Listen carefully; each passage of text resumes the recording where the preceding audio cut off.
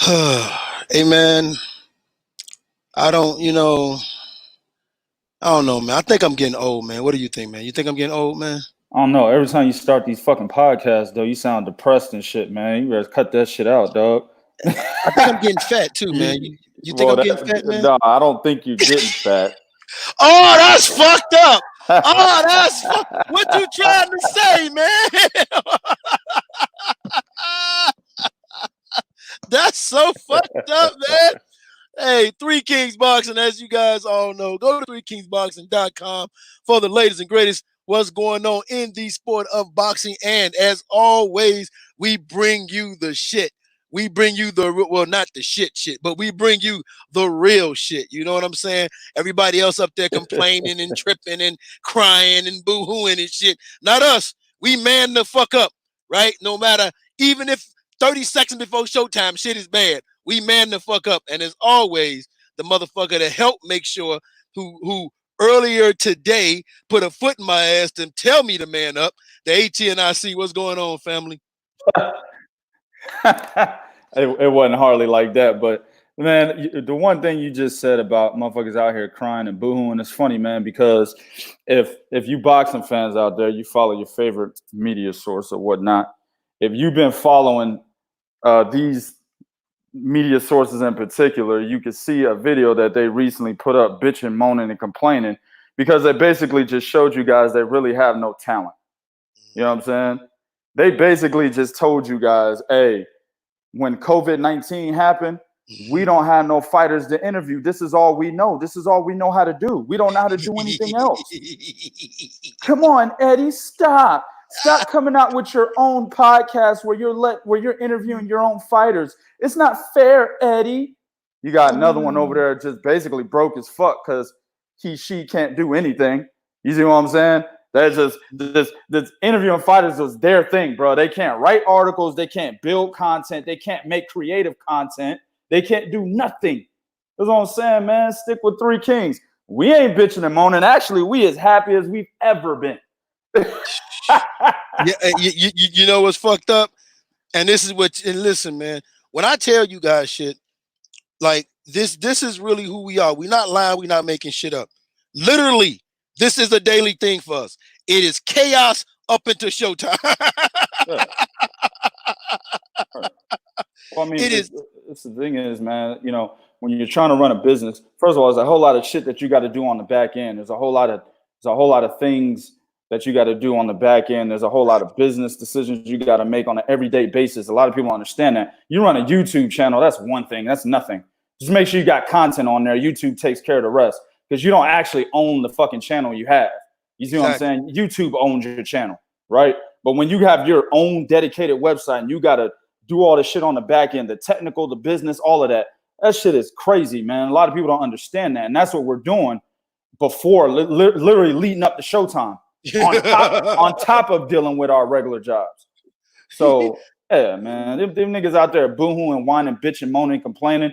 Better not let 2K see you anywhere. That's all I gotta say, bro. I'm gonna say something to you. You know what I'm saying? Shit is gay, man. Faggoty. Calm the fuck down, man. Go get creative and build some content. Then come back and bitch and moan and boo-hoo if that's not working. Fuck out of here, man.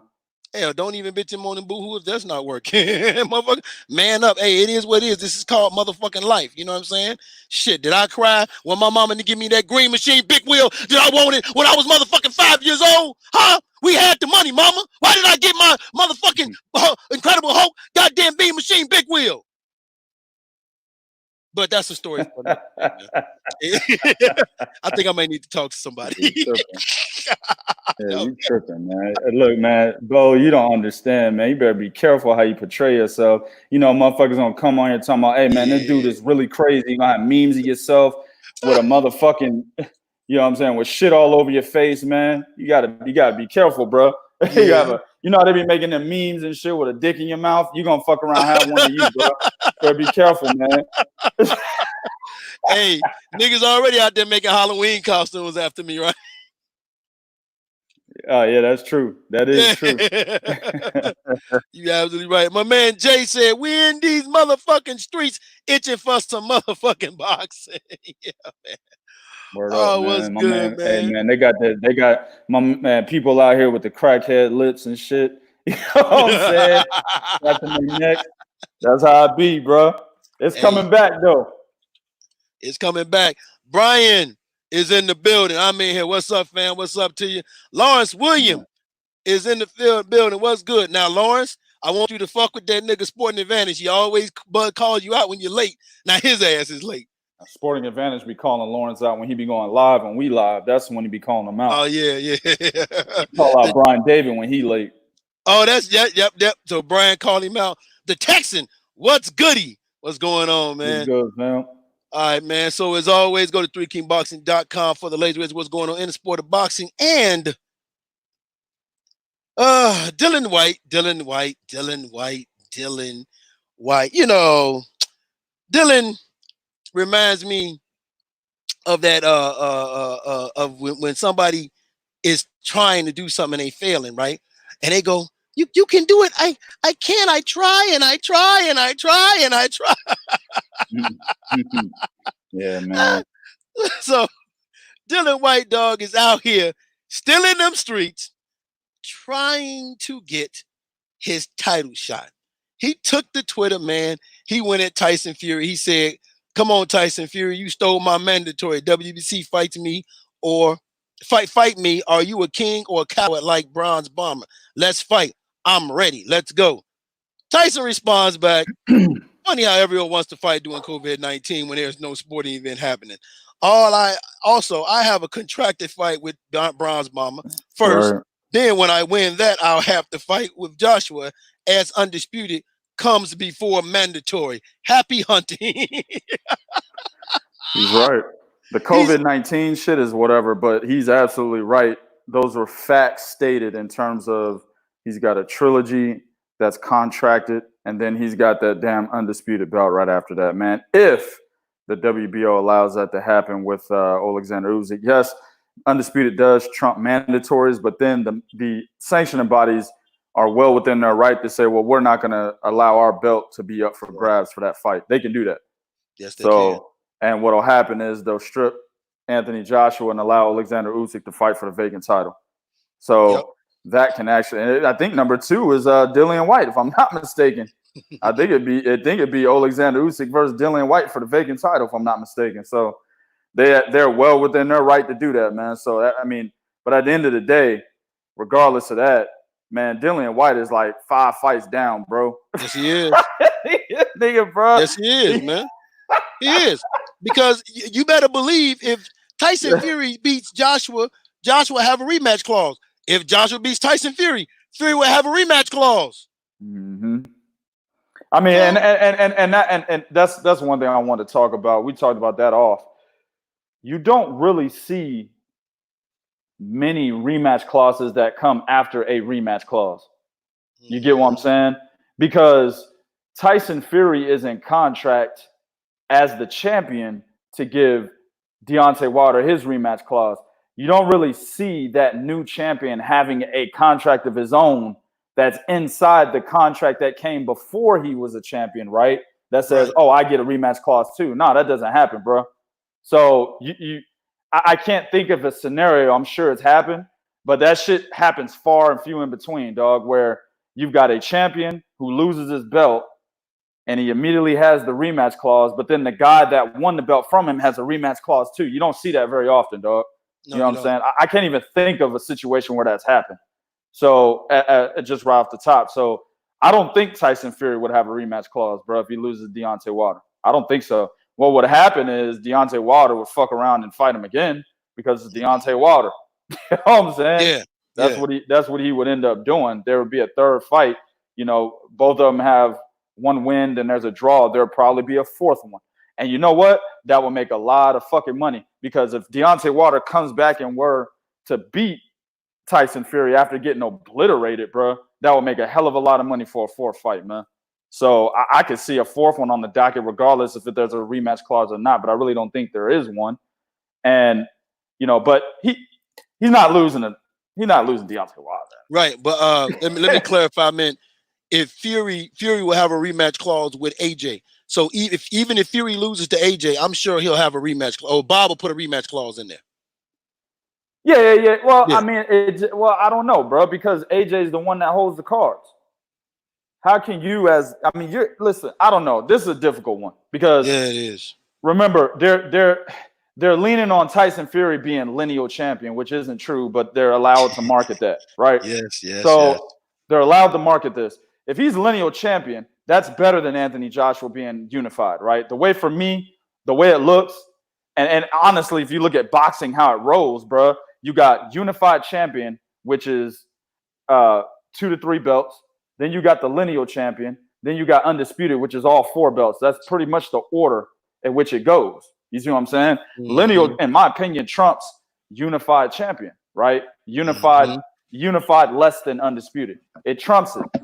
So with them marketing the whole lineal shit, right? Them marketing that, it's better than Anthony Joshua. Then, of course, Tyson Fury defeated Vladimir Klitschko while he was still not undefeated, but a reigning champion. And you got all these different things that they can use in a negotiation to make Tyson Fury, AKA the A side, as opposed to Anthony Joshua being that. So this is a difficult one. I don't know.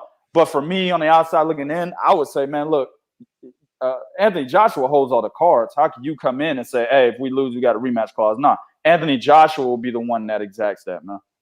Yeah, normally, and you're right. Normally, that's how it works. But Bob is a smart cookie. Here, my thing, I'm looking at this, and I agree with you 100%. I'm looking at this, and I'm like, some kind of way, because Bob has been able to fandangle Eddie and get shit that he wants, man. He's been able to fandangle Eddie. He was like, I want Maurice Hooker. Eddie like, oh, well, Maurice Hooker, I just got him. He's a new champion. Right. Bob, I want him. We could fight in Texas. I'll give you on DAZN. Oh, DAZN? Fight in Texas? Oh, yeah, okay, Bob, I'll give it to him. Yeah, right. He's been able to, he's like, I want Anthony Croyer. Oh, Bob, come on, Anthony Croyer. He's my, he's my last hope. He's champion. I got we can fight in the UK. Oh, we can fight in UK? Oh, okay, Bob. Bye, Bob. Like, he's been able to fandangle Eddie Hearns, dog. So I wouldn't be shocked if he did, but also at the same time, what Dillian Whyte have to understand is money talks. Even if there's no rematch clause there, and they make a lot of money with the fight, and it's a close fight, or you can make an argument either one. Let's say Anthony Joshua won, but it's close, and people felt like, man, Fury should have won. Well, I see you there. Go ahead. Well, I kind of disagree with you when you say Bob Arum. Well, I don't disagree, but it's just context. The context is wrong. When you say Bob Arum has been able to finagle fucking Eddie Hearn, the reason why he was able to do that is because, think about it. Vasyl Lomachenko and Anthony Crolla. I mean, Toyota Corolla is nowhere near fucking, Vasyl Lomachenko. Then you got Lomachenko and Luke Campbell. Well, I mean, Luke Campbell's not near Vasyl Lomachenko. The reason why he's been able to finagle him is because he's had the upper hand in all the matchups. His fighter was the better fighter in all the matchups. Not only the better fighter, but the more known fighter in all the matchups, right? That's true. Even with Jose Ramirez. And in that case, honestly, he didn't even finagle Eddie Hearn. Eddie Hearn had all the cards in that one. Maurice Hooker was able to fight in his hometown with all his bitches sitting ringside, all of that, bro. You know what I'm saying? So, actually, Top Rank gave in to Eddie's demands, even though they had the better fighter in that matchup. So I see what you're saying, but I think the context is a little incorrect.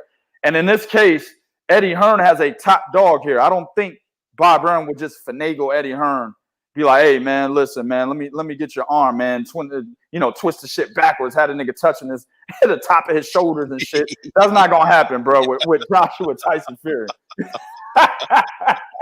That's not going to happen. Yeah, nah, you know what, you're right, because Lomachenko, those were situations where he just had the better fighter, so he didn't really give a shit about giving in or giving up whatever he wanted to do. So yeah, now you're right, Lomachenko, Jose Ramirez, and hell, somebody even made the comment. My man Williams said Bob even got Hooker to fight Salcedo in his hometown on Top Rank. Yeah. So, go back to the other one, man. My man Brian David, he put up $5, man. He said, for always keeping it real. Appreciate you, big dog. Most definitely. Definitely. Now the niggas that's donate, man, we got to get them their respect first, man. Now you can go to the gurus. Shit, what do you say? He said Bob even got Hooker to fight Saucedo in his hometown on Top Rank. Exactly. Yeah. Well, here's the deal.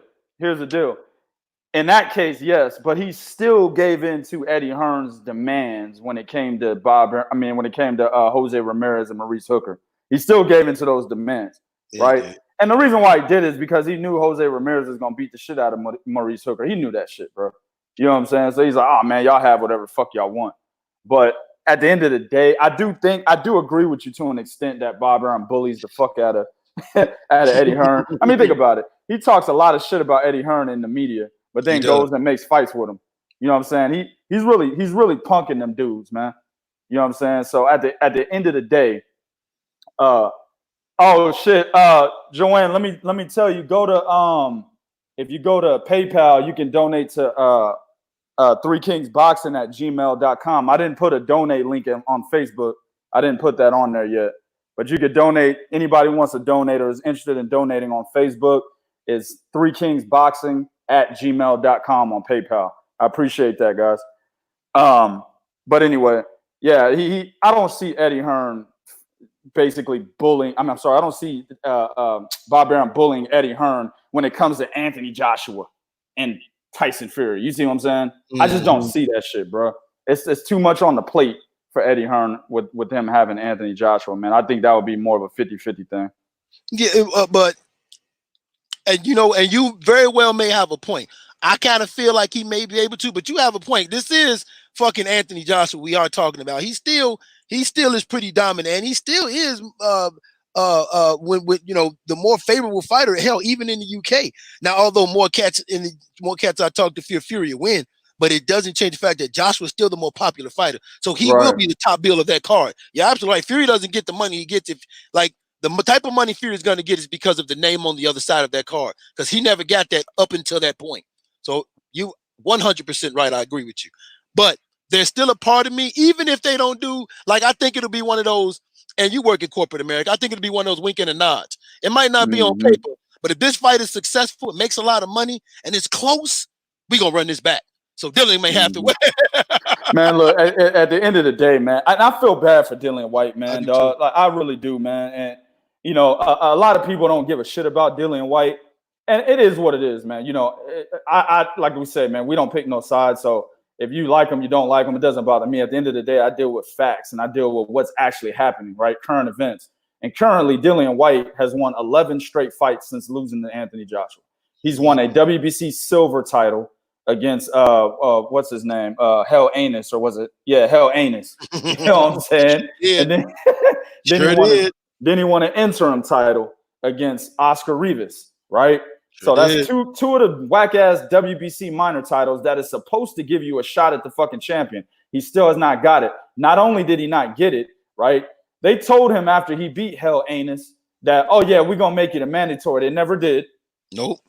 Then they said after Dominic Brazil beat Carlos Negron, they said they were gonna make him the mandatory, and they did. They ended up mandating Dominic Brazil and fucking Deontay Wilder, even though Dominic Brazil was ranked number 3, while fucking Dillian Whyte was ranked number 1, and for a very long time, I might add, they still mandated Dominic Brazil. Then Dominic Brazil gets fucking mollywop, right? Then they let Luis Ortiz walk on in.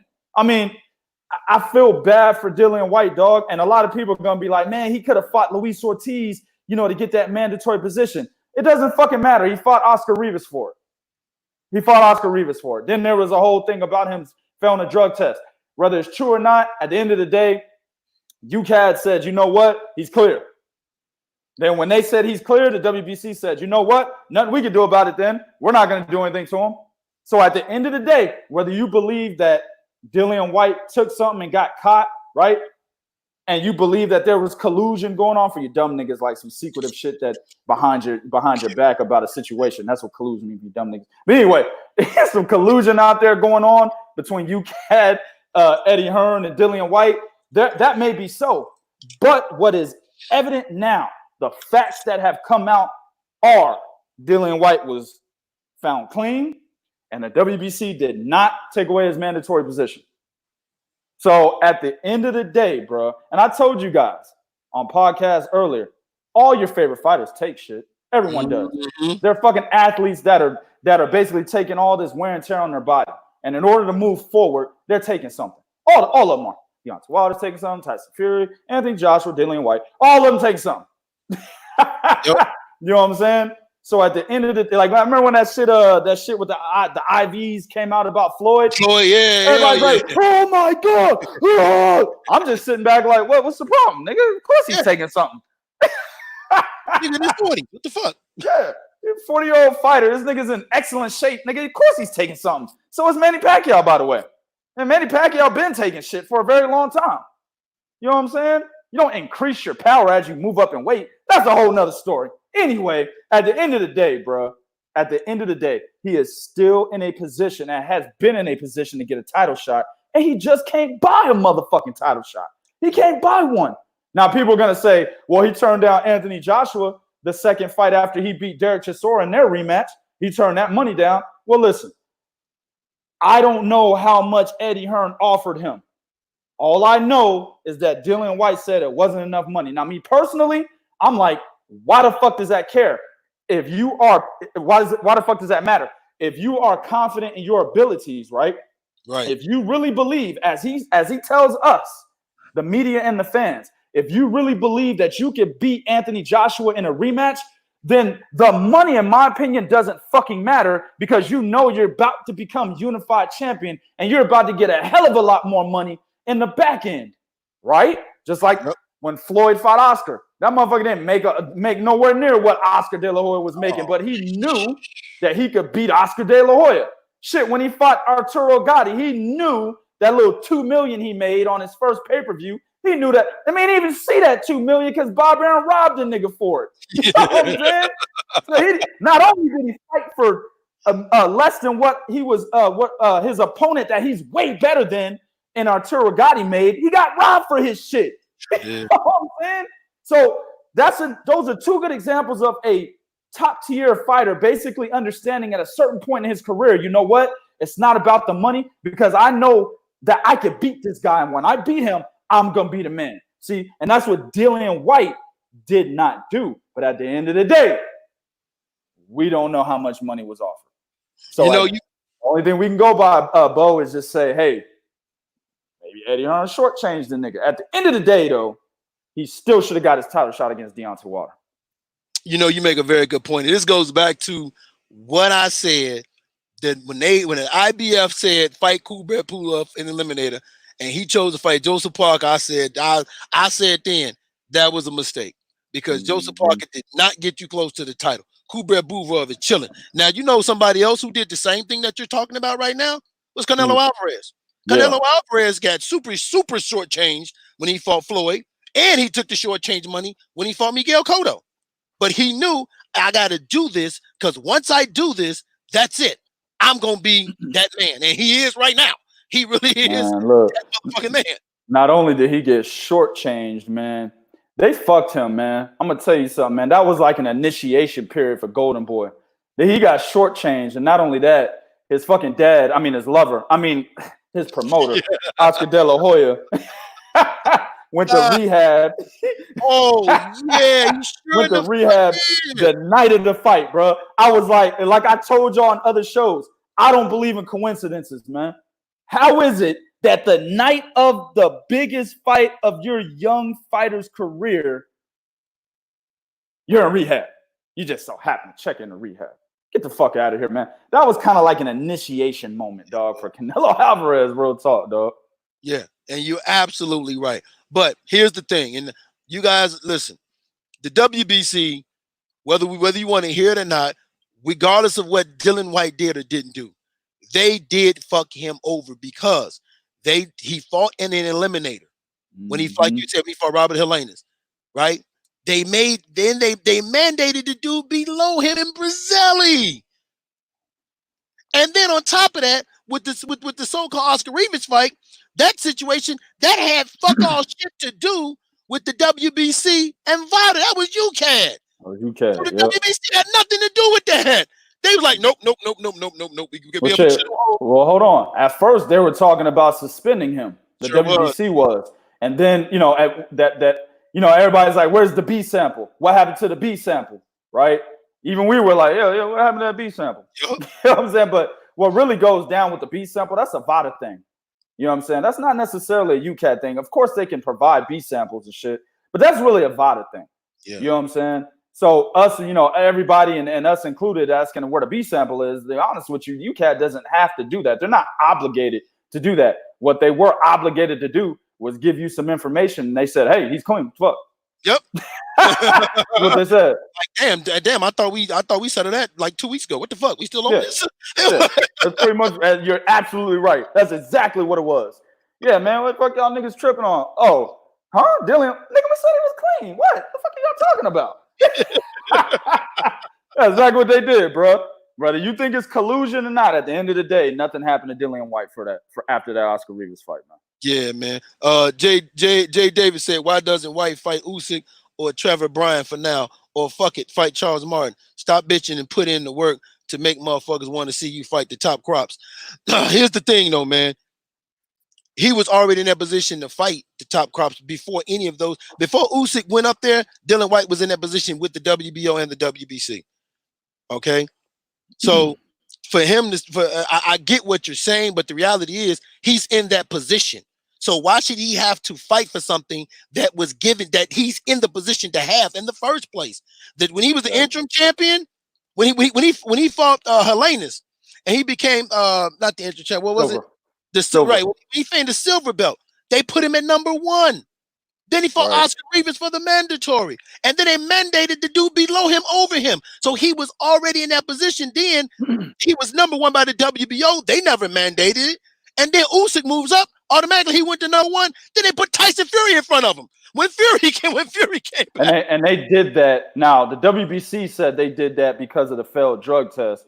But they only did that because it was just more of an incentive to make the goddamn rematch with Deontay Wilder. That's all that was. Yep. You know what I'm saying? Put Tyson Fury in position. It's just basically bullshit manipulating of the rankings. Now, I'm not saying that, Tyson Fury isn't warranted a high ranking. I mean, he's the best heavyweight currently, in my opinion. But at the end of the day, Francisco Pianeta, what's his name? Sefer Safari, right? And then a draw with Deontay Wilder, that does not tell me he should be number 1. I'm sorry. Exactly. You see what I'm saying? So it was bullshit manipulation of the fucking rankings so they can warrant that rematch with Deontay Wilder. But I'm going to say something, Bo. I'm going to say something about this. While I do understand what my man Jay is saying, at the end of the day, here's why he shouldn't have to go looking to fight Luis Ortiz or go looking to fight Alexander Usyk or all these other hard fights just to be able to maintain his position. I'm going to name some names out for you, man, right? And Ring Magazine, though I don't really fuck with Golden Boy like that, Ring Magazine does a good job of ranking fighters. They do. So I typically go off of what they rank in different divisions, right? So without naming the top 4, because you already know who the top 4 guys are. You got Luis Ortiz the top 3. You got Luis Ortiz at number 4. Mm-hmm. You got Andy Ruiz, number 5. Alexander Povetkin, number 6. Joseph Parker, number 7, right? Michael Hunter, number 8. Oscar Rivas, number 9. Kubrat Pulev, number 10. Now, let me tell you something, dog. The 2 fighters that just put on the biggest show of this year so far, Tyson Fury and Deontay Wilder, right? Right. Those guys have only beaten one other top fighter in this list currently, right? Deontay Wilder only defeated Luis Ortiz. And then, of course, Tyson Fury only defeated Deontay Wilder.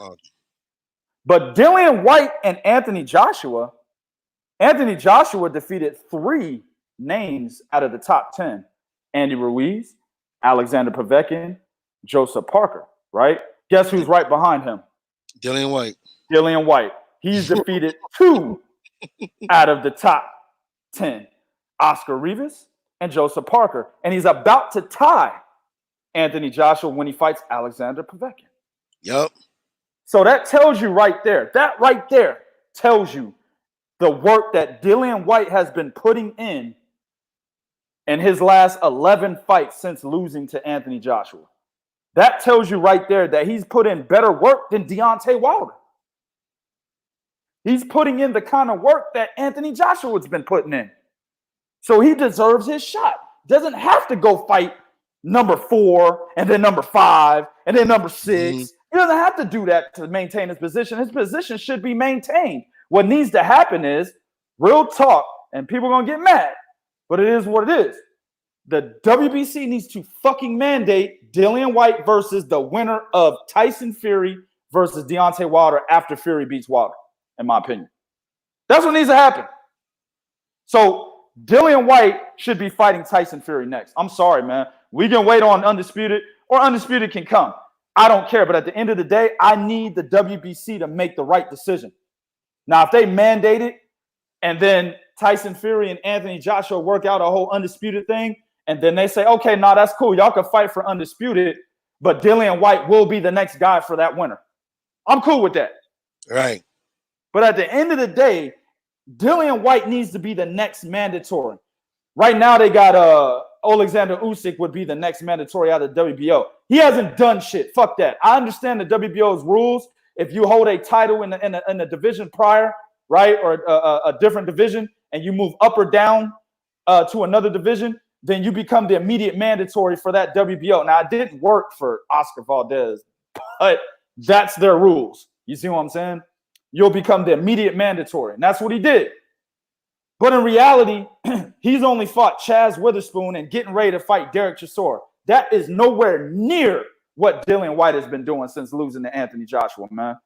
So the next mandatory up in line needs to be Dillian fucking Whyte. And again, if they end up Tyson Fury when he beats Deontay Wilder for in the third fight, and him and Anthony Joshua come to the table and they end up agreeing to fight for Undisputed, I'm okay with that. As long as the WBC says, all right, bet, but make sure we work up a secondary contract here where it's contingent, where basically it's going to be relegated to the WBC and our fighter, our number one contender, Dillian Whyte, being the guy that gets the winner of this match. As long as that happens, I'm fucking 100% okay with it. But Dillian Whyte needs to get his shot, dog. Real talk. No, and you know the fucked up thing is you can look at our track record. We have trash, we have talk shit. Dillian Whyte has even said things that made me be like, what the fuck? Matter of fact, we did something on here. We was talking about him having a friend of me because he should got that shot. At the end of the day, regardless of how I feel, my feelings has nothing to do with this. Right is right. Dominique Brazzelli was ordered mandatory, immediately got that fucking shot. Fucking me. I mean, goddamn it, the ink wasn't dry on a nigga being announced as the mandatory. Exactly, yeah, Dominique Brazzelli, Dominique Brazzelli in the building, right? It wasn't dry, dog. I'm no fake news. We got the press release the minute he was announced. Dominique Brazzelli, Manda. It was Manda press release. We got the press.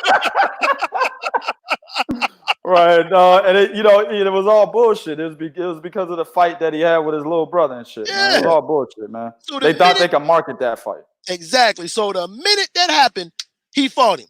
Same thing needs to fucking happen here. Pulov set up, fought the eliminator, set back IBF. I know they got my back. I'm good. I ain't fighting no motherfucking body IBF. Same thing with Usyk. Yeah, I'm number one. All right, I guess I'll fight Chaz Witherspoon. What the fuck? Derek. Oh, yeah, I eat on Derek. I'm going to sit right here. Everybody else is sitting pretty, and they shot. Dillian Whyte needs this shot, man. I'm sorry. And I feel it. I understand the WBO rules and all of that.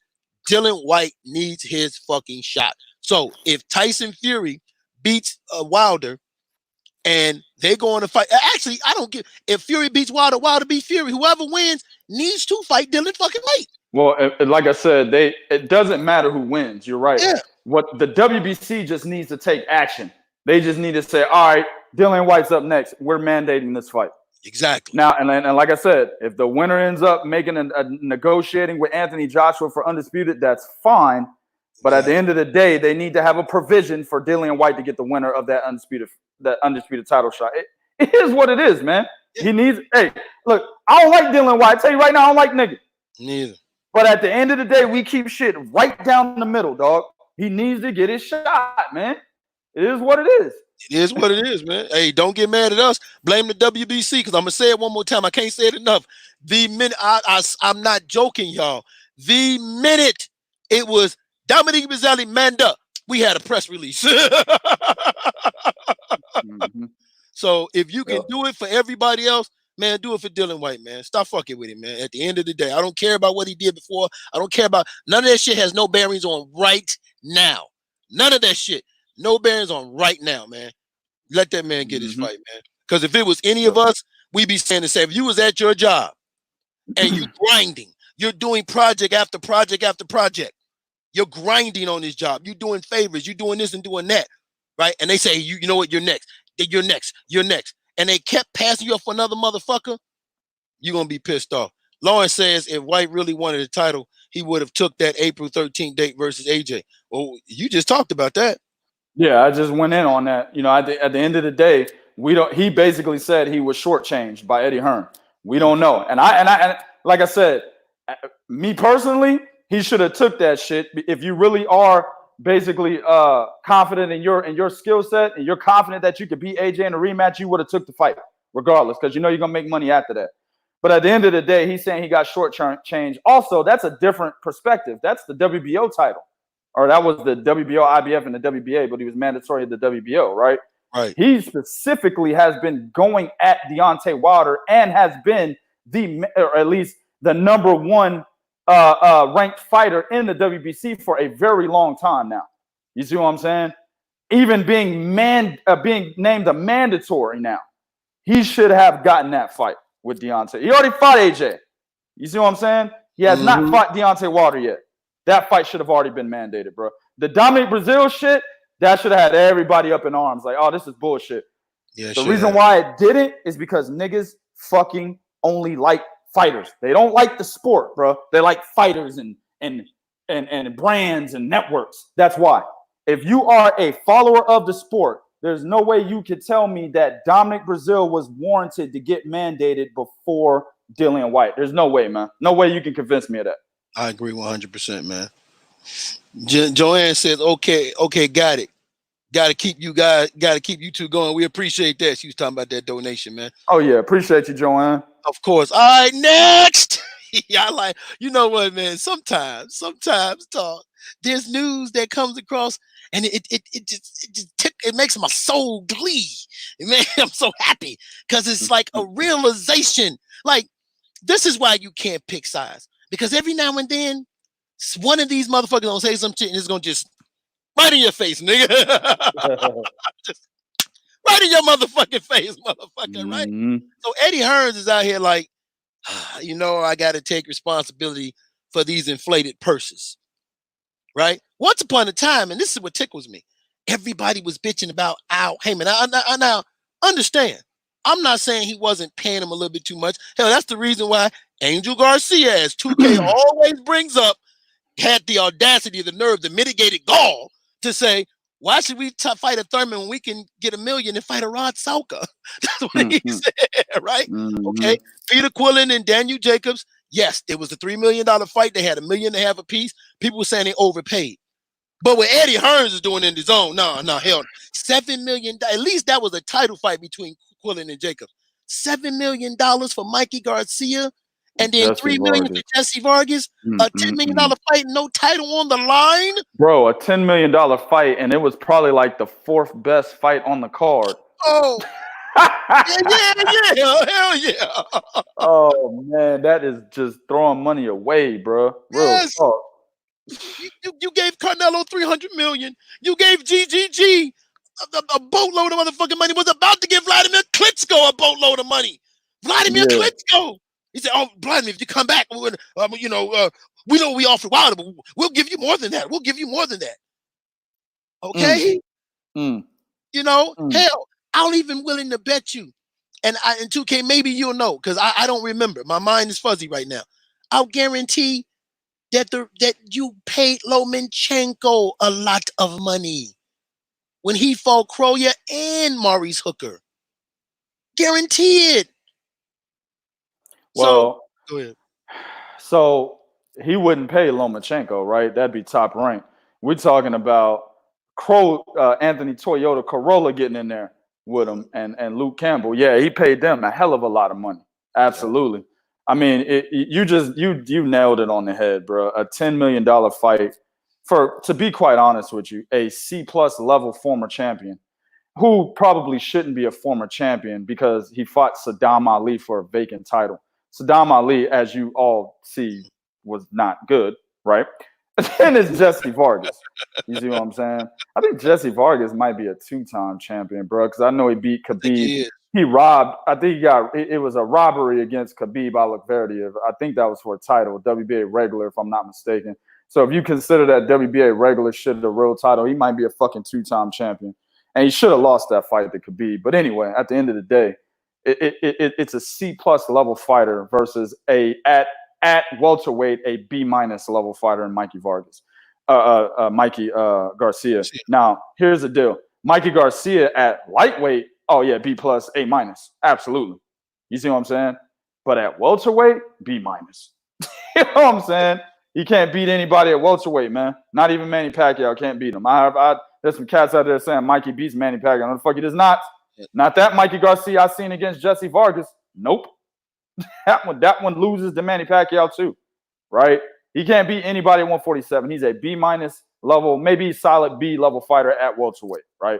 So why are you making that a $10 million fight? What is your purpose for that, bro?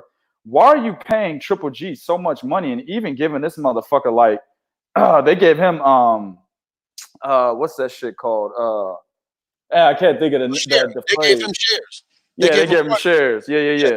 Yeah. They gave him shares to the DAZN business to fight.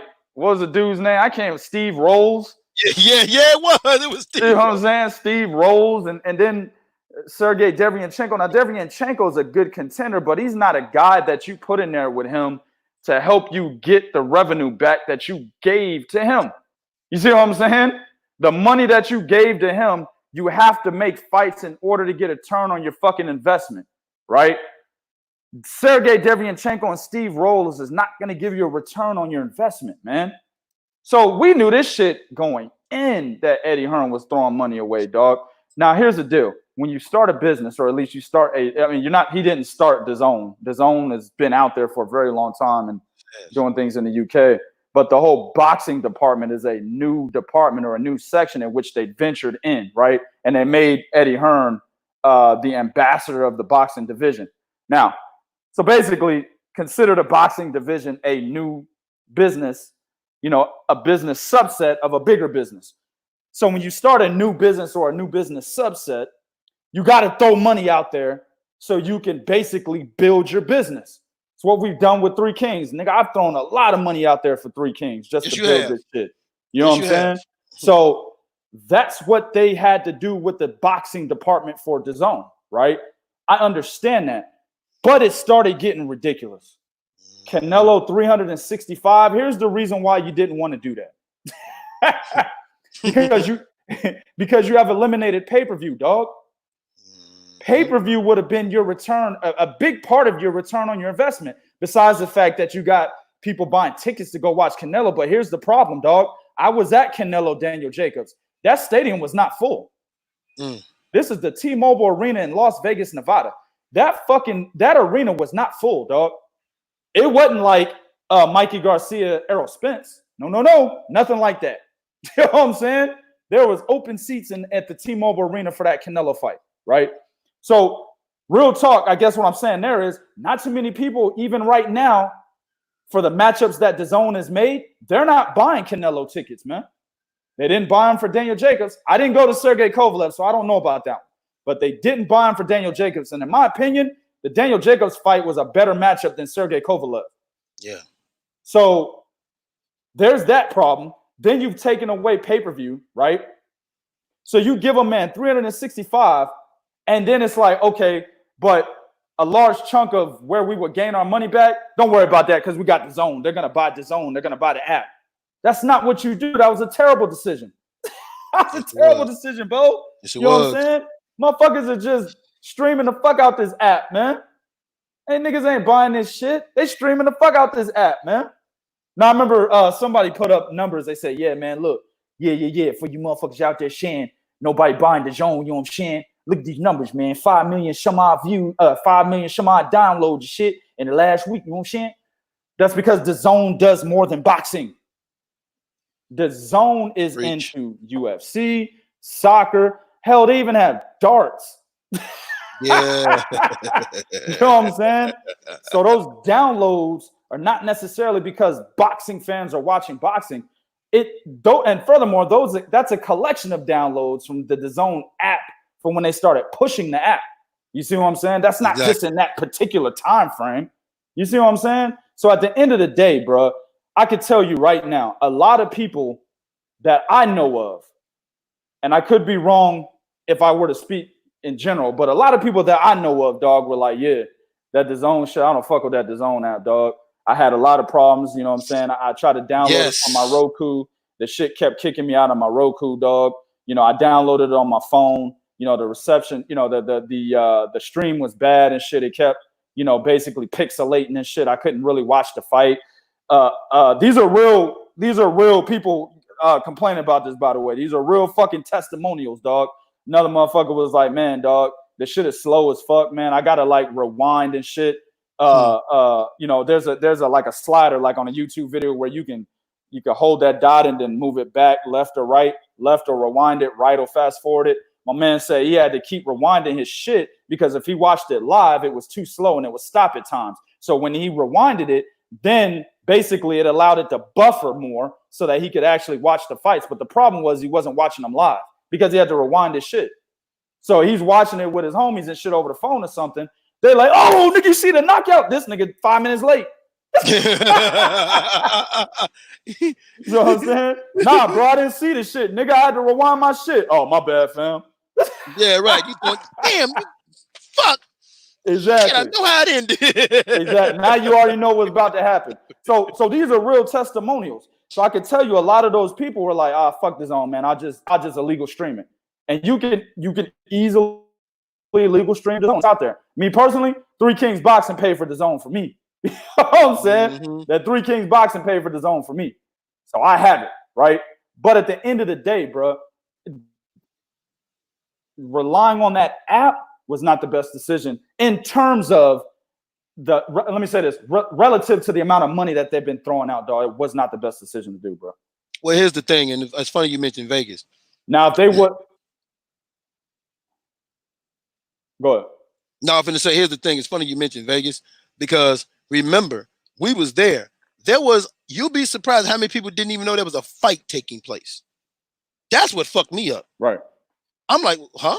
It was up here that didn't know a fight was taking place. When has that ever happened in Vegas for a Canelo fight? That's a really bad sign. Go ahead.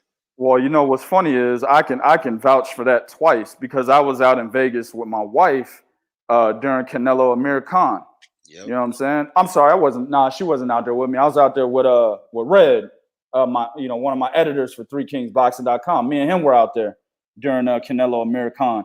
A lot of people didn't know Amir Khan was fighting. I remember I got in a limo from my getting picked up from the airport and shit. And my man was like, oh, what you in Vegas for? And I told him why I was out there, whatnot. And I also told him, I said, hey, man, you're going to be watching the fight. He's like, what fight? I said, man, you live in Vegas, don't you? He's like, yeah, man. There's a fight on tonight. I said, not tonight, man, because I got in on a Friday. I said, not tonight. It's going to be on Saturday, man. Canelo Alvarez, Amir Khan. Oh, man, I didn't even know that fight was happening. This is the limo driver that lives in Vegas. Yep. So out here in Dallas, people know when fights are happening, even if they don't even watch the shit. You see what I'm saying? They'll be like, yeah, there's some big fight happening. They can't tell you the names, but they'll say, oh, man, there's some big fight going on. You know what I'm saying? This is on the Vegas fucking strip. That was at the T-Mobile Arena as well. You know what I'm saying? And motherfuckers didn't know the fight was happening, bro. So not only was it Daniel Jacobs, Canelo, it was other fights before that, man. They didn't know. Yeah. And here's another thing, because like you said, they tried to copy what Showtime did with Floyd, but your point was this: Showtime got their money back. Why? Because they were doing pay-per-views with Floyd. DAZN was not doing. You gave him, even if you thought his star power would make people download the app, which was a bad idea. But instead of waiting to see what the results was, following him, you immediately went out and you got GGG. Right? Mm-hmm. Never mind bringing Anthony Joshua over, cost you a boatload of money too. Right. See what I'm saying? So before you say, hey, let's do this, let's see how it works, you just went all in. Oh man, we got this money. Just Buy whoever the fuck we need. Let's go. We need names. Buy names. Right. And that's what they did. So, of course, now you're in a situation that when you start overpaying, which is the reason why, and Eddie said this, which is the reason why both Billy Joe Saunders and Callum Smith turned down the Canelo fight, because they know what the market is. Right. He said, we know you can't offer us less than market value. Now Eddie's talking about something. Well, we got to get person under control. No, nigga, it's like kind of too late. You got to figure something the fuck out. Yeah, you got to figure something the fuck out here. See, because you can't. How much did they give Daniel Jacobs? They gave him $12 million. 12 mil. Yeah, see, okay. So if you're gonna give Daniel Jacobs, who at the time was the IBF champion, who really, in my opinion, hey, y'all get mad at 2K, I'm used to it. Daniel Jacobs ain't do shit in his career. Best win was Peter Quillen. Fuck with me. You know what I'm saying? And Peter Quillen to me wasn't that good of a fighter. It's another C-level champion that probably shouldn't have been a champion. All right. So the best win in his career is Peter Quillen. I thought he beat Gennady Golovkin, but he didn't get the decision, right? So in reality, when you look at what's official, Daniel Jacobs ain't really done much of anything, right? He beat Sergey Derevyanchenko, but again, Sergey Derevyanchenko is not one of those big name guys where you just go around saying, "Oh man, I beat Derevyanchenko." I'm not. Hey guys, y'all should look at me now. No, he's not. You know what I'm saying? So at the end of the day, you gave $12 million to a guy that really hadn't really done much of anything in boxing, bro. And then you're trying to say to guys that have done more than him, like Callum Smith and Billy Joe, that you can't give them more than what you gave Jacobs. You just put yourself in a hole. Yep. They just put themselves in a hole, bro. Yeah. And I'm saying, hey, he's talking about something. Well, we got to get it under control. See, COVID-19 makes him want to get it under control, right? Because we're not gonna have fans, we're not gonna have revenue. Mind you, we was at a fight. I think it was the Usyk, and yeah, it was the Usyk and Chaz fight. Eddie Hearn himself said out of his mouth, he likes fighting at the Wintrust Arena because the most crowd he gets in all the events is at Wintrust. Motherfucker, Wintrust Arena is where the high school goddamn have the championship games. So if you're telling me that that's your highest crowd is Wintrust, and trust me, I've been there. They strategically have to put certain people on the card to get a crowd. We've been there. So you can't get it under control now, because now if guys know what the purse is, now that they know what their mark is, if I know fighting Anthony Joshua gets me 12 million, you can't come to me and say, well, can you take a cut and take 4? No, nigga, I cannot. Right. You better figure something the fuck out. That's why I like what Bob Arum said. He said, we're going to look at possibly having fights in another country, like possibly having the Wilder and Tyson Fury fight outside the US and UK, where they can have people come to the venue, because Bob understands what that person is going to be and what these guys are going to expect, man. So at the end of the day, my man in here, H Money, Mr. DAZN, y'all showing us how it's done for real. Man, appreciate it, man. Appreciate it, dog. Definitely, family. Most definitely. So Eddie, it's too late, man. You can't roll it back. Julio Ortega. Oh shit, my favorite beta male back. Hey man, look. I already told him, man, when I see him, man, it's curtains. We gonna knuckle up, bro. You know, I ain't gonna go too hard on him, man, because I like Julio, man. But I gotta get him for some of the shit he be saying, man. Hey man, mad props to Julio. We was in Vegas. Julio was mad props to him. Julio was trying to come see us in Vegas, and he had just had a newborn. We was like, nigga, if you don't stay at the goddamn hospital. Yeah, man. Yeah, he was, man. That was cool, man. We always gonna remember things like that, man. Yeah. Joanne, love my guys, honest and know the sport better than anyone. We appreciate that, man. Love you too, Joanne. Appreciate the support. Yes, sir. Yes, sir. So, I don't know what Eddie gonna do, 2K, but he better shut the fuck up. He ain't gonna get no sympathy from my ass. Nah, nobody gets sympathy from any of us, man. Like we won't give you sympathy. We'll give you praise and shit if you need it. But one thing we won't give you is sympathy. You know what I'm saying?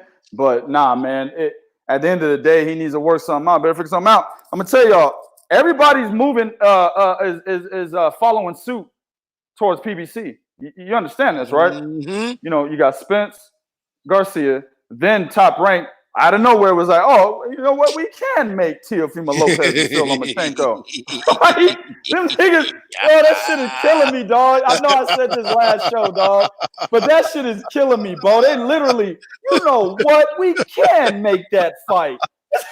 I don't give a fuck what I said. Right. Give me Teofimo and Loma now.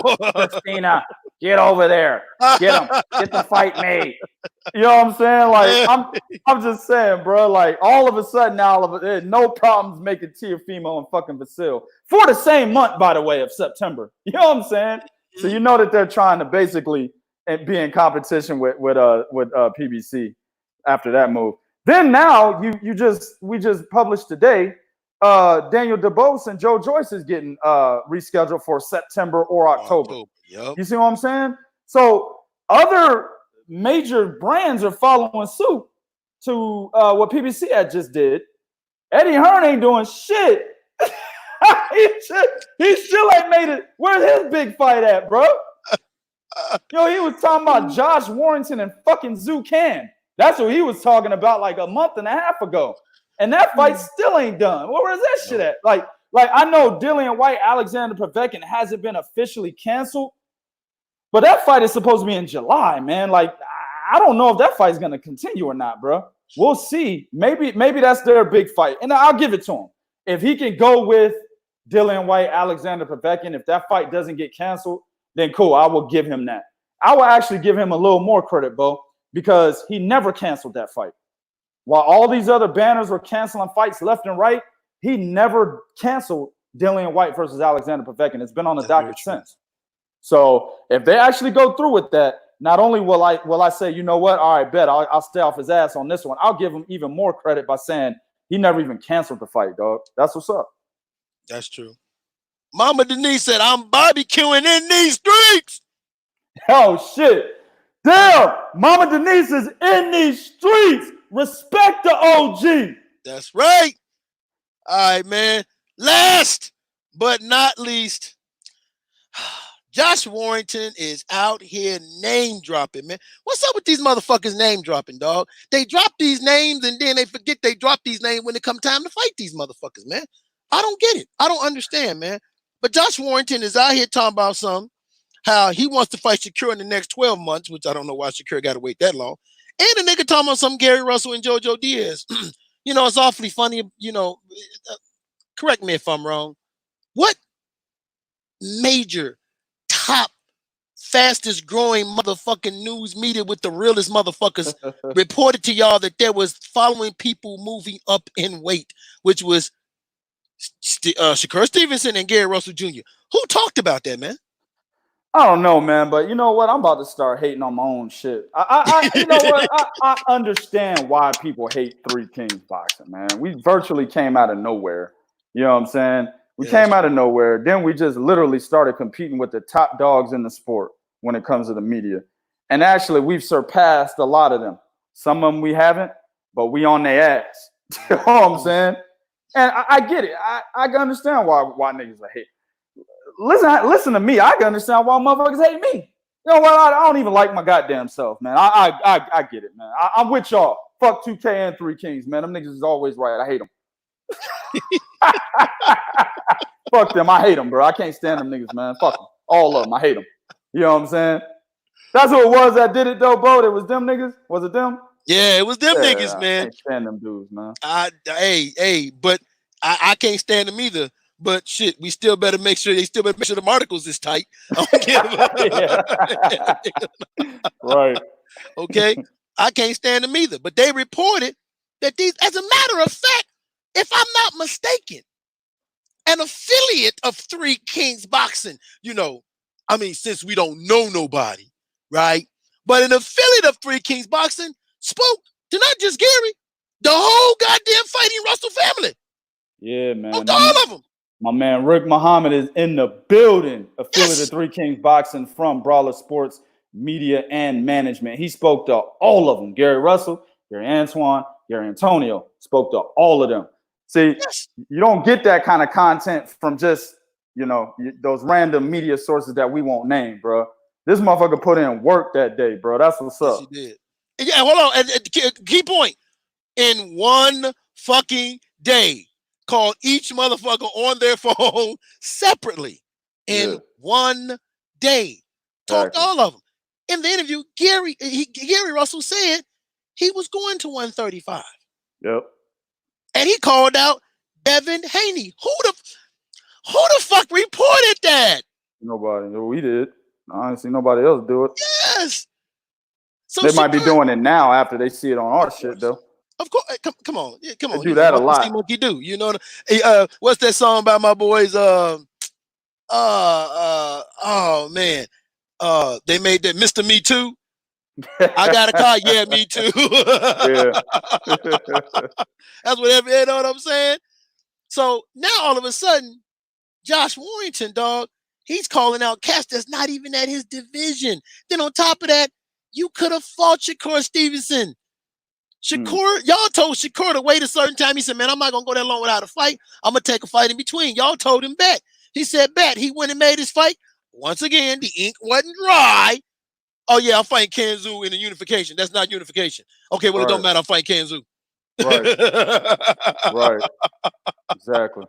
Yeah, we had to correct Eddie Hearn. Yeah. Talking about it was a unification. Hold on, brother. Zhu Can is the WBA regular champion. You can't unify with no fucking regular title, nigga. He ain't got the super belt. Oh, well, we're fighting Kanzu. Exactly, bro. Let me say this, bro. Because I like Josh Warrington. I don't want people thinking that we're clowning and saying Josh Warrington's a ducker. Josh Warrington is a ducker or anything like that. Josh Warrington went through a fucking gauntlet. You know what I'm saying? He did. He went through a gauntlet. What was it first? Lee Selby, Carl Frampton, and Kid Galahad, right? Those three. That is a gauntlet at that division. I'm sorry. Especially when you come out of nowhere. You know what I'm saying? And especially when you don't have knockout power, too. That's another thing. He has what has he got, 20-something wins and 7 knockouts or some shit? Oh, yeah, it's very low. Yeah, bro. Yeah, he has no knockout power. Even though his style warrants that he have power and shit, he doesn't have it, right? So he went through a gauntlet. When he fought the stay busy fight after Kid Galahad, that was cool. I had no problem with it. I was like, yeah, a lot of people were mad. Look at this motherfucker. He didn't want to fight Gary Russell. He doesn't want to fight Shakur. I'm like, dog, he just fought 3 of some of the top fighters at featherweight. Yes, back to back. Let the nigga breathe. No shit, right here. That's when I'm okay with tune-ups. This nigga breathe, dog. Damn. You know what I'm saying? And so he did that, right? Once he did that, then it was a situation where, the IBF fucking put Kid Galahad back at number 1 again. So it's like, damn, he might have to fight Kid Galahad again. You see what I'm saying? So the situation is this, bro. At the end of the day, Josh Warrington is not a ducker. His resume shows that. Not a ducker, right? Right. But I don't like how he decides to say he wants to fight these guys after they're no longer at 126. Mm-hmm. He didn't mention Gary Russell. He did not mention Shakur Stevenson. Shakur Stevenson was chasing the fuck out of him. Yes, he was. Then they negotiated, right? And when they negotiated, when he was with Frank Warren, Josh Warrington, that is, they negotiated and said, okay, we're going to fight in May. Bob Arum, like he normally does, he wants his new champions to have a title defense. He stepped in and said, well, Shakur didn't give a fuck. And Shakur was saying, I'll fight you in the UK, right? Mm-hmm. Bob Arum stepped in and said, well, we want to get one fight in. Shakur just fought, I believe, in August or October. We want to get at least one fight in before we have to go and fight you in May. We're going to fight Miguel Mariaga in March, right? Josh Warrington and Frank Warren, they said, cool, bet. They allowed it. Well, all of a sudden, now Josh Warrington leaves Frank Warren and he's with Eddie Hearn now, right? With him being with Eddie Hearn is like, no, fuck that Josh Warren. I mean, that Shakur Stevenson shit. That was when you was with Frank Warren, nigga. The same deal ain't on the table. That shit gone, bro. Yep. We're gonna get Zhu Can. We're gonna fight Zhu Can. You know what I'm saying? Now that's the direction they went. So when that happened, when they announced that it was on Instagram, it was Eddie Hearn and Josh Warrington on a live stream and they announced that they're going to fight Zucan, Shakur Stevenson said, man, fuck it. I'll just go to 130 then, man. Niggas don't want to fight me at 126, even though he didn't mention Gary Russell either. Nope. But he said, fuck it. I'll go to 130, man. Fuck it. After that, right? And then after what my man Bo just said about my man Rick Muhammad's interview with Gary Russell Jr. going to 135, now he's saying he'll fight these dudes, man. That's what I don't like, bro. I don't like that shit, bro. You know what I'm saying? Also, he's talking about Oscar Valdez, who's no longer there. Oscar Valdez, we just said earlier, dropped his fucking WBO title and went to 130. And he's talking about Leo Santa Cruz, who's no longer there. Mm-hmm. These fighters are not there. He's also talking about Jojo Diaz, who's not there. He's a champion at 130. Exactly. You're saying, yeah, these are some great fights for me, mate. But your ass is at 126. So what are you going to do? Are you going to 130? Or are you staying at 126? I don't want to hear you talk about motherfuckers that's not there. You know what I'm saying? Unless you proceed that conversation with, I will be moving up in weight. If he proceeded the conversation with that statement, sure, I have no problem. I'd be like, bet, yeah, Oscar Valdez, Jojo Diaz, I'd be with him. Yep. But he didn't say that. He's talking about still being the IBF fucking champion at 126. So if that's the case, then why the fuck are you talking about niggas at 130 and 35 for? Why are you now talking about them after they left 126? That's my problem, dog. Again, he went through a gauntlet. I will never say that he doesn't earn the respect that I give him, right? He earned the respect that I've given him. But at the end of the day, when motherfuckers start acting funny, we will call it out. We're calling it out right here. Josh Warrington's acting funny, dog. That's all I'm saying. Here's something that bothers me too. And I want to make a small correction. I got to give you the backdrop story. Mm-hmm. Oscar Valdez didn't willfully drop the WBO belt. True. He was coached. True. Yeah, true. He was coerced. Coerced by, for you dumb niggas out there. I like when you say that. I can never say it with the emphasis that you put on there. But he was coerced, meaning he was provided a reason to be convinced, even though he did not agree. But okay. Right. He was told, you're going to 130. Oh, but Bob, I mean, Shakur's talking about me. You got me looking like a bitch. Mm-hmm. Oscar, you're going to 130. But Bob, do I need to remind you about Nicholas Walters? That's fucked up. Yeah. Okay, but and then when he hit 130, what happened? Jamil Hearn won a belt. You're gonna fight Miguel Berchelt. Mm-hmm. Right. But Bob, the WBO, you're fighting Miguel Berchelt. You keep talking. You can. It's no problem. You can join the line with Gilberto Ramirez. It's okay. Right. You can. Exactly. So that's what happened. But no, listen, man. I can't even add nothing on what you said. You crossed all the I's, you double dotted the motherfucking T's. Hell, you fucking Roman numeral them T's and shit. You fucking Roman numeral them goddamn T's. That shit is a symbol now. It means something in Chinese. You're 100% fucking correct. You called out guys that's no longer there. But my problem is you're now saying in the next 12 months, you'll fight a guy that 12 months prior, you said, get a belt, then I'll fight you. What the fuck? Oh, I want to fight Shakur in the next 12 months. Hold on, wait a minute, nigga. 12 months ago, you told the nigga get him out. He did it. Now you got to wait another 12 months to get a piece of your ass? Man, get the fuck out of here, dog. I ain't trying to hear that. I ain't trying to hear that. And again, we're not saying it's his fault.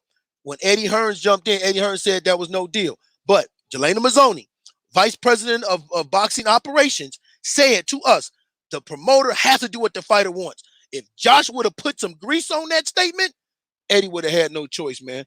Man, them pennies getting kind of rough out there, ain't it? I'm just saying, bro. Like, I like the guy, man. Real talk. And like we say, we stay neutral, man. If you deserve praise, you'll get it. But at the same time, if he deserved criticism, you will get that as well. You know what I'm saying? I was praising the fuck out of Josh Warrington out of them 3 fights he fought. He was.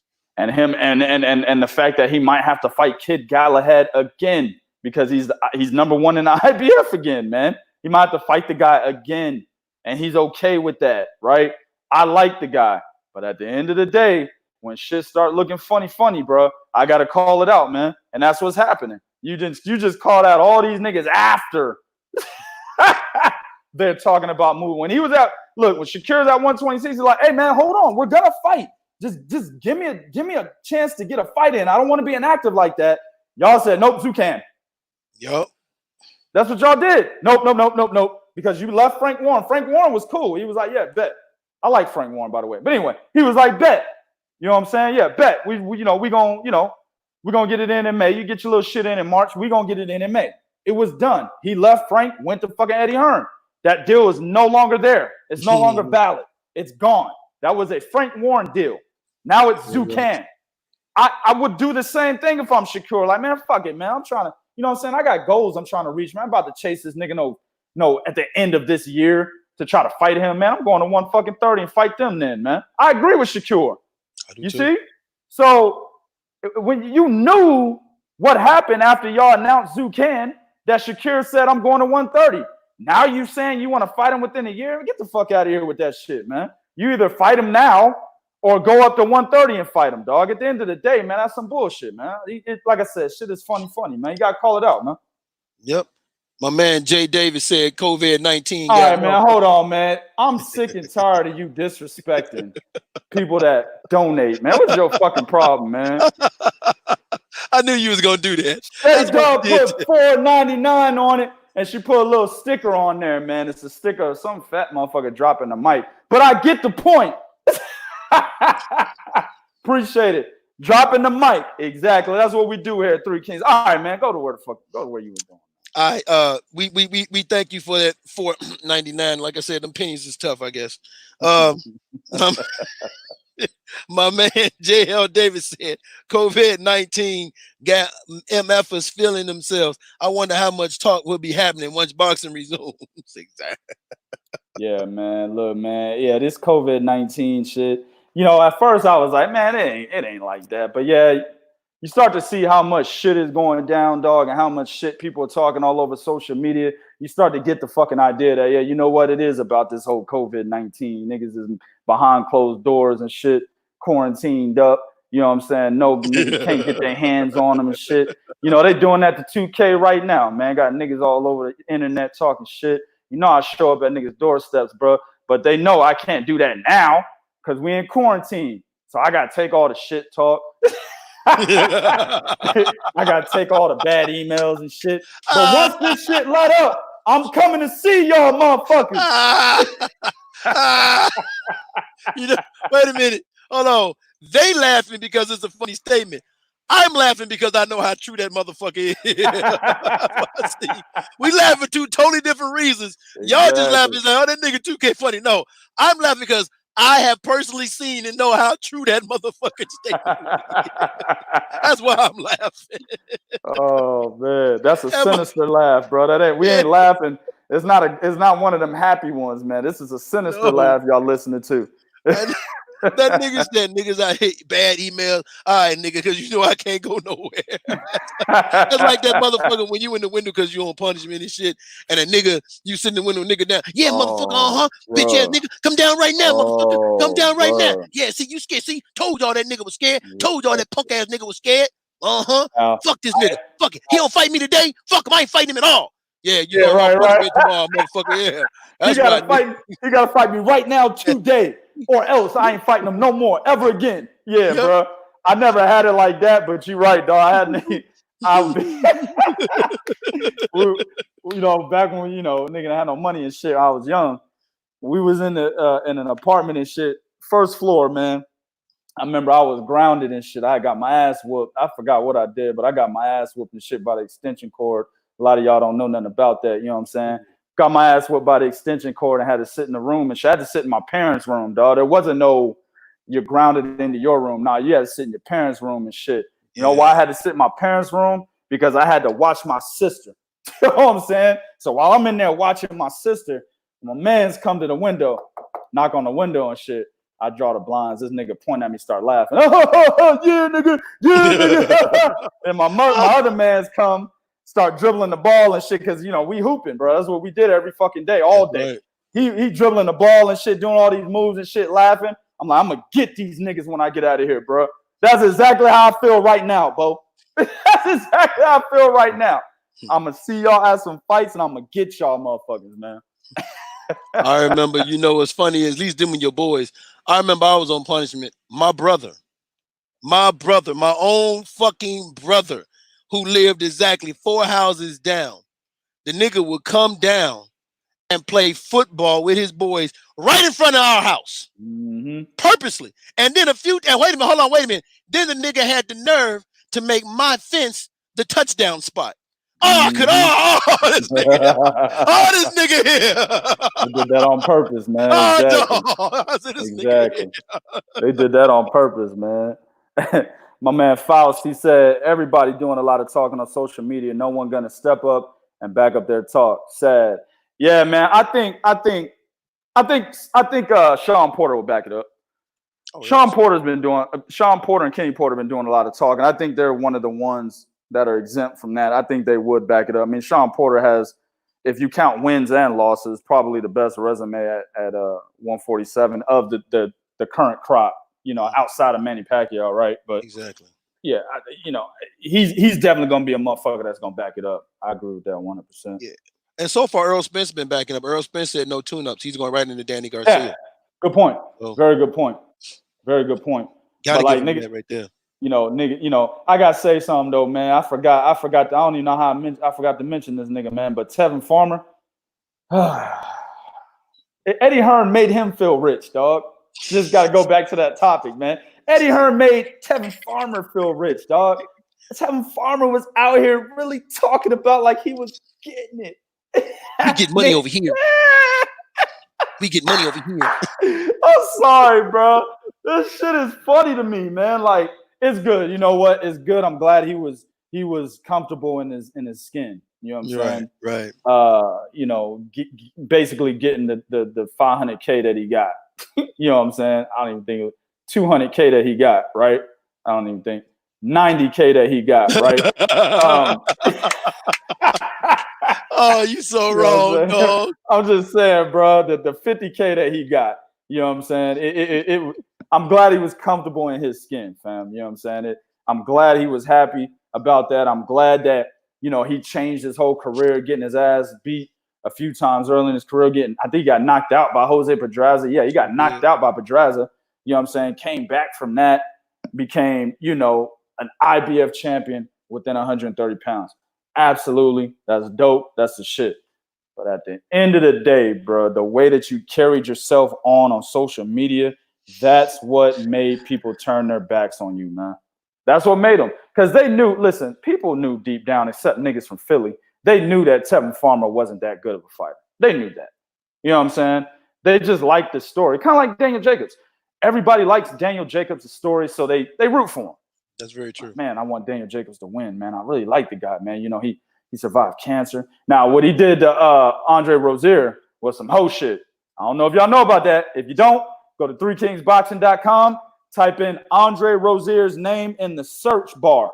Article will come up where Andre Rozier talks about how he was basically hoed by Daniel Jacobs, I believe, before the Canelo fight or after. I can't remember. Before. But before the Canelo fight. He was hoed by him. Basically, Daniel Jacobs was like, all right, I'm out. And Andre was like, hey, man, what's going on? You know, anybody going to tell me anything? Nobody's going to say nothing to me? He had no idea he was fired. You know what I'm saying? He didn't even know Jacobs had a fight with Canelo. Yeah. Yeah, he was just not in the loop. Basically, Jacobs was like, fuck you. Now, at the end of the day, I don't know what happened. Andre Rozier could have fucked Daniel Jacobs' mom or somebody, man. I don't know. Mm-hmm. You know what I'm saying? Probably could have been giving stiff dick to one of his aunts or something. He didn't like that. Right? Who knows? You know what I'm saying? I don't know the backstory between Rozier and Jacobs. All I'm saying is that from what we know, right, from what Rozier has actually said, he hold him. You know what I'm saying? But anyway, people still like to support Daniel Jacobs because of the cancer thing, right? Like my man Rick said, the miracle man, right? But at the end of the day, when you put yourself out there, bro, you lose that support. And that's exactly what the fuck Tevin Farmer was doing, dog. Like, he was really talking hot shit, starting fights with everybody.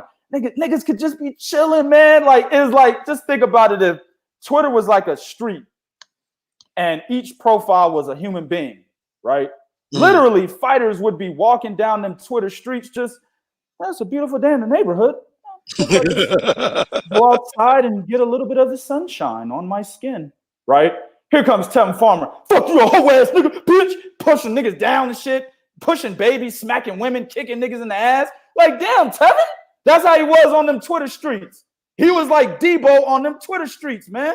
And so people were like, man, this nigga, you know, they were out of tune with him, dog. They didn't like that shit, man. Because at the end of the day, we saw who he was fighting. Jono Carroll, Guillaume Frenois, Billy Dibb, James Tennyson, right? We saw who he was fighting, dog. So at the end of the day, bro, he fucked himself over. But Eddie Hearn made him feel rich. So I'm going to say that Eddie Hearn overpaid his ass too, bro. Real talk. Definitely. And remember, this motherfucker said, I am the cash cow of the division. Remember he said that shit? When the fuck? Like, wait a minute. What's that famous time you said? What cow on what farm is this nigga? That nigga, yeah, exactly, bro. He on what cow on what farm was for cash? Man, he on a farm with a bunch of cows is fucking suffering from famine and shit. You can see the ribs on them cows, bro. Yeah, you the cash cow there. You know what I'm saying? You saw, you know, the farm is boxing. That's the farm. Nigga, you ain't even in the pasture, nigga. They got you in the stable somewhere, bro. You ain't even allowed outside, nigga. You know what I'm saying? And then on top of that, you in the stables, nobody even feeds your ass. Nigga, they give you like a bucket of corn, nigga, and walk off. Meanwhile, the Canelos of the farm, nigga, they out on the pasture, nigga, just walking around, looking at all the people. Smacking hoes on smacking other bitches on their ass. Exactly. Smacking other cows on their ass. Yeah. Tevin got one bitch. I keep seeing that same one. One bitch. You know what I'm saying?